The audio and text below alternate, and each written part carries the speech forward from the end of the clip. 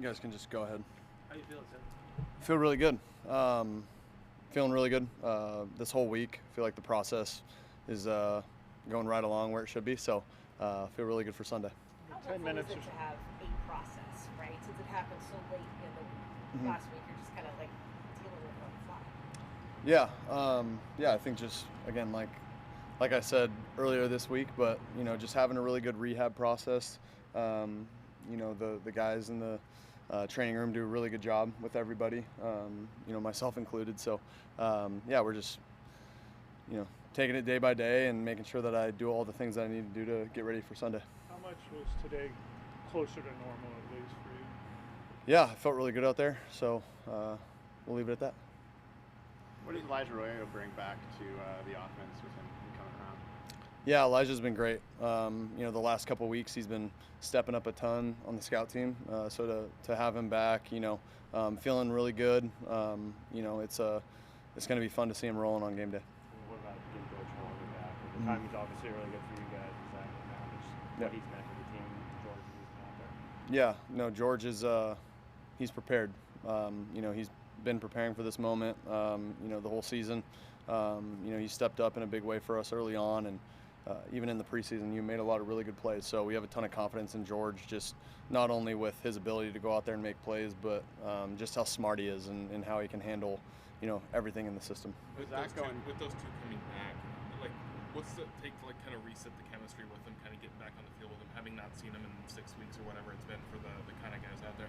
What's that process like? How long does it take to kind of restart it again? Yeah, I think this late in the season, I think it's a lot easier to do than if they were to come back mid-season. Then they got to get their legs back and all those things. So it's a lot easier this late in the season. With Zach out now, do you end up needing to spend extra time with some of the backs on blitz pickup and communication and some of those 2-minute drill stuff as well? For sure, yeah. I think the communication's at an all-time high. Sharbs is obviously really good, really smart with protections and all those things. So just getting everyone, glued into what we need to do and how we communicate up front, and going from there. You talk about keeping the process the same every week, and was there ever a time? Do you have any experience when you didn't do that, or you kind of learned I've got to treat every game kind of the same and not make anything different than it is? Or? I think just going through different experiences, you learn from everything.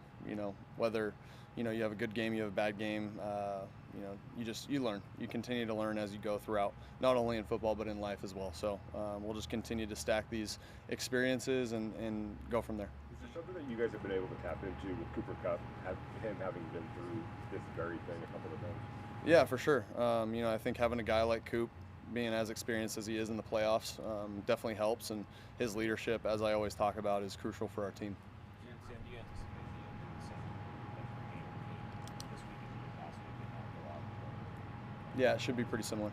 Sam, how have you seen the team show up this week for this opportunity, and what leadership will they embrace? It's probably the same, obviously. Mm-hmm. How is that showing up this week? Yeah, I think it's no different, right? I think that's kind of the theme of this week is, obviously it's a big game. We understand the implications, but we have our same process, and we do everything the same as we have been throughout the entire season. What do you think the atmosphere is going to be like Sunday? It's going to be incredible. I don't know how you topped last week, but I'm sure the 12s will. They always bring it for us, and so we're excited for them. The home offense, do you think you can appreciate it more because you're not having to deal with it? You just get to sit back and listen to it when you're on the sideline? For sure. Quiet sound for you? For sure. No, and I will say, too, the 12s they're really smart football fans. They understand when to be quiet and when to be really loud. So I feel like some fan bases, sometimes they get loud when their team's on offense. If they make a big play, they'll continue to cheer even when the team's in the huddle. So our fans do a really good job of understanding when to actually make noise and when not to. As you guys are debriefing on the sidelines in between series, is it hard when you're at home? Is it hard for you guys to communicate? As you're talking about what you need to talk about? At times, yeah. But there are some moments, the fans might crush me for this, but there are some moments when it dies down a little bit to where we're able to communicate with each other. Appreciate it, guys. Thank you.